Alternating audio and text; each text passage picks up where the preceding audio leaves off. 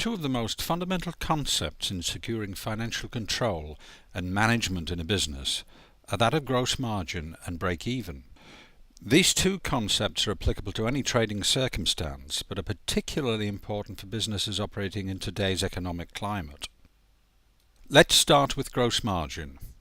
It's the gap between sales and variable costs. That is the excess that's left after deducting the variable cost from sales. Now, variable costs are those costs that are incurred in direct proportion to the physical activity in the business. So, as production increases, so too does this variable cost in direct line. If £50 of direct material, £20 of labour and £5 of delivery cost are incurred in producing every £100 of goods sold, the gross margin of the business is £25. This gross margin can be expressed as a percentage of sales, 25% in this case, to give the gross margin percentage. It's this percentage that expresses the true dynamic, that whatever the sales level of the business, its real income will only be 25% of it. Note the word only. Real income of a business may only be a fraction of apparent sales income. Management who overlook or are not fully aware of this concept can soon find their companies in serious trouble.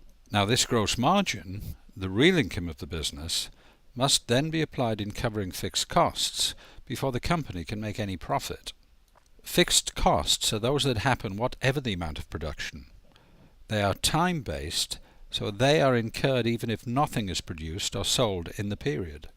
Combining this notion of real income and the need to cover fixed costs before any profit is generated leads us to the important concept of break-even.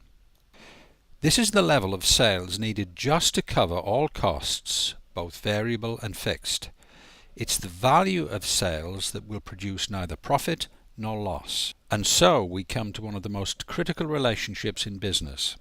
It's calculated by dividing the fixed costs by the gross margin percentage to arrive at the break-even point.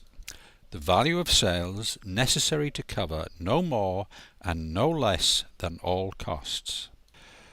So, in our example, the break-even point is £20,000. That is, we need to generate in excess of £20,000 of sales before we begin to make any profit. Below this level, any gross margin will contribute towards reimbursing fixed costs, but not all fixed costs, only a proportion of them, because we're operating below break-even. Given that in a well-run company, monthly break-even point and gross margin percentage should stabilize at broadly the same level each month, subject to sales mix, management need only know the monthly sales figure to determine monthly profitability. Suppose a company has fixed costs of £3,000 and operates at a gross margin of 30%.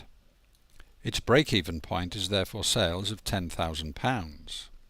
With an actual sales level of £7,000, there would be a shortfall of £3,000 in sales necessary to cover all costs, and the loss would be £900, being 30% of the £3,000. The £7,000 of sales are only contributing 7/10 of the gross margin, the real income necessary to cover fixed costs. On the other hand, if sales of £15,000 were achieved, the break-even point would be breached by £5,000, generating a profit of £1,500. This is 30% of the £5,000 excess. Of course, the underlying message behind this is that in difficult times a key weapon in management's armory is to take deliberate action to move break-even point.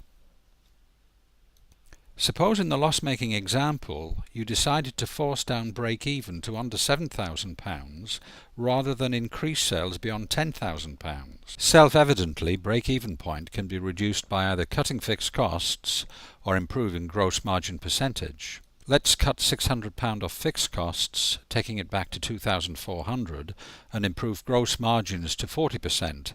Break-even point is then £2,400 divided by 40%. That is sales of £6,000. Now at the £7,000 sales level, the company is £1,000 in excess of break-even and generates a profit of £400.